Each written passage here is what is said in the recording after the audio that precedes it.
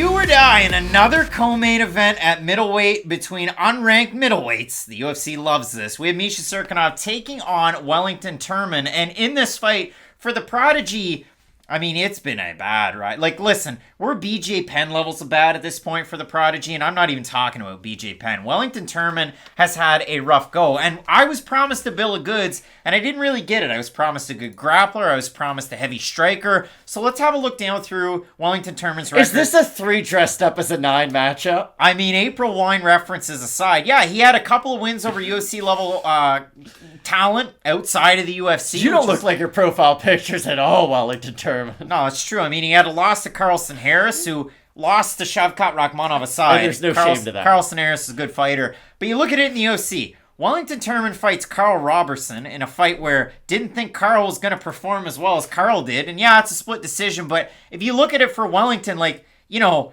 you're supposed to have a big grappling, advantage. And he did take him down. He did attempt submissions, but Carl ultimately ends up the winner. So then he beats Marcus Perez, a good win. Marcus Perez, you win one, you lose one in the UFC, but a former LFA champ.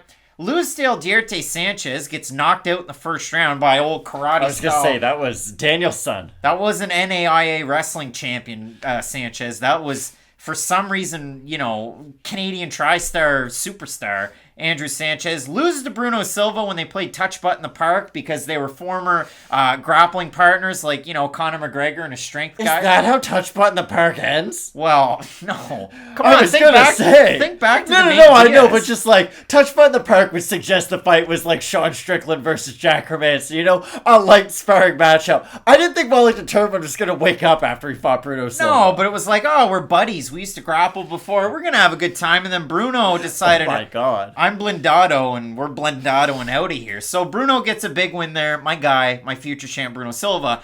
But if you look at it for Wellington's last time out, you might be down on the fact that he beat Sam Alvey by split decision, but go back piece by piece and watch that fight. Because really, Wellington won all 3 rounds of that fight. He won it handily, but he kept poking his hands out there, and in the 3rd round, he gets 2 points deducted by referee Chris Tognoni, and ultimately, the judges scored that contest. I'm not making this up.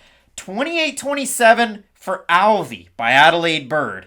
28-27 and 28-27 by Derek Cleary and Ron McCarthy for Turman. You don't often see scores like that, so that should clear up that split decision because Wellington Turman did get the win. Sam Alvey had the opportunity, if he was able to get all the points in the 3rd round, get a draw, but he didn't. For some reason, Adelaide Bird was just off in space. I will say this, Not the first time. I'm dead serious. She's been more bang on with her judging since she's kind of come back this year and last. Gennady Golovkin Canelo 3, I think, has been announced, so that's exciting. But when we focus in on this fight, Wellington Turman, he has a little bit of volume on the feet, but not a lot of power. When it's on the ground, he has good jiu-jitsu, but bad takedown defense. He's taking on Misha Cirkunov, who at one point was Toronto's biggest star. I mean, this guy was just snatching things up left, right, and center. Matthews? But you look at it, I'd say he's Arizona's biggest star. You look at his last 5 fights, this for Misha Cirkunov. A win in Moncton, New Brunswick, Canada over Pat Cummins. Quick arm triangle, very quick. Pat Cummins was 38 years old. A knockout loss to Johnny Walker that was disgusting. A submission win by Peruvian Necktie over Jimmy Crute that was back and forth. Like the scrambles were crazy in that one. A loss to Ryan Spann at 205. And then he decided, I've never made 185 in my career. I better take on Krzysztof Jotko. He loses by split decision. But if you really look at that one, nobody scored that fight for Misha Cirkunov. Okay, I didn't know where you were going with this, and I was going to get really upset. He did, in terms of total strikes, it was close. He also had 5 takedowns on Jotko, who just popped back up. But Misha Cirkunov had one arm that had so much less mass than the other one, and he just looked drained at 185. This is a really weird point, so hopefully people can follow along. You know how cheetahs are going extinct because they're like too specialized? Like they only eat one thing and they follow such a specific niche in nature. Almost like a panda? Just hear me out. That if the food chain breaks at all, cheetahs could go extinct tomorrow. But the thing is, they're really good at doing the thing they do, which is running in a straight line, killing gazelles. Misha Cirkunov's kind of like a cheetah, where if everything goes the perfect way, if he gets on top of his opponent, if he can start using his submission ability, you're screwed and there's nothing you can do about it. Like, Jimmy Crute is as physical of a grappler as you can possibly get at 205 pounds, might I remind you. And when Misha Cirkunov got into the mat, he really just flowed with everything he did, got into a dominant position, and put the squeeze on him. Like, that was the best version of a Misha Cirkunov performance. The flip side is, if he can't follow that very, very clear trajectory, he starts to run into issues. And I do think with Cirkunov, maybe this is unfair to say, but it's almost like Russell Westbrook at the free throw line. I think he's in his own head when he's on the feet. He doesn't look very comfortable on the feet at this point in his career, and I don't know if it's because he knows, okay, if I don't get these takedowns, I have a bit of a sitting duck, so maybe let's conserve my energy a little bit more, because I know that, hey, if I'm tired and can't get the takedown, I'm screwed on the feet. Or maybe the flip side is, he just wants to conserve his energy more because a lot of his submission wins do come early on in the fight. He is a bit of a fast starter, but against Wellington Turman, here's the thing. Wellington's a better striker than Misha Cirkunov. Honestly, 95% of the roster probably is a better striker, pure striking-wise, than Cirkunov. But the issue is, Turman's not the type of fighter who can just outstrike you for 15 minutes and win an MMA fight. He can, but he really does need the takedown at some point. And Misha Cirkunov's the last guy you want to grapple with at all, because his only path to victory is let him get close enough for him to put his hands around you. If you keep it just jab, 1-2, leg kick, make it boring on the outside, you can beat Misha Cirkunov. Krzysztof Jotko proved that the last time out. But I don't think Wellington Turman will stick to that game plan. I think he has the tools to beat Cirkunov, but I don't think he's going to follow that game plan. I do think at some point he's going to grapple with Cirkunov, and we all kind of know what happens at that point.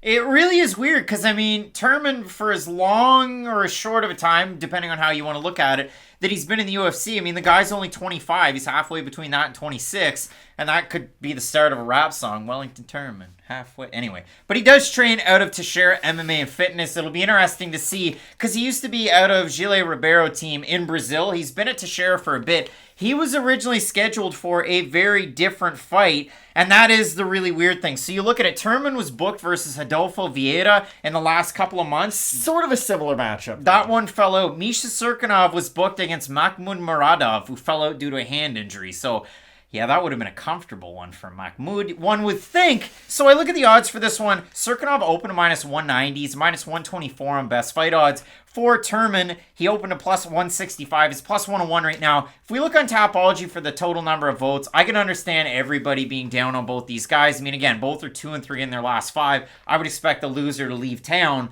But if we're going to go Tapology votes, we're going to guess. I'm going to say over-under 57.5% Cirkunov. What would you say? I'll say under. I'm going to say under. Way big over. 572 total votes. 81% Cirkunov. 35% by decision. 52% by submission for the 19% that have Turman. 64% by decision. So, Matt, Cirkunov was able to take Jotko down in his last fight, but Jotko was able to pop back up quite a bit. And Pepper on the feet, it was a close enough fight. I do think that Jotko won going back and watching it. But when it comes to this one, Cirkunov, second cut to 185 at what?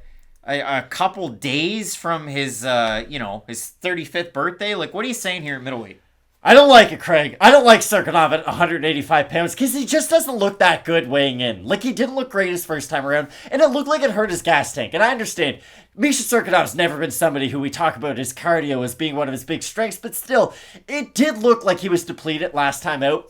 With that being said, though, I can't pick Wellington Turman. I don't. I just don't think he has the power to hurt Cirkunov on the feet if it does stay there. I think he can out-volume him, and hey, if he wins by decision by outpointing Misha Cirkunov on the feet, I can live with that as the result. I just think if that's your style, that gives Cirkunov the opportunity to get a takedown at any point throughout any of the 3 rounds, and I do think that if he gets on top of Turman, he will at least be able to out-grapple him and hold him down. I know with Jotko he wasn't able to do that, but that's what Jotko's game is. I'm elusive on the feet, and when I get brought down, I pop back up to my feet. I think Turman's going to invite the grappling a little bit more, which will be to his detriment. So I'm going to pick Misha Cirkunov, although I'm letting you know right now I don't love the pick. I like Cirkunov's leg kicks his last time out. He threw 18 or 19 of them total. It was a high percentage of his strikes, which is kind of interesting because he's not a giant leg kicker by any means, but I did like to see that in a fight against a kickboxer. That's nice, but as much as it pains me to say it, I like Brazil's underdog here in Wellington Turman. Between the M and the between the M and the N, you don't have to carry the A with you all day. Just Turman. But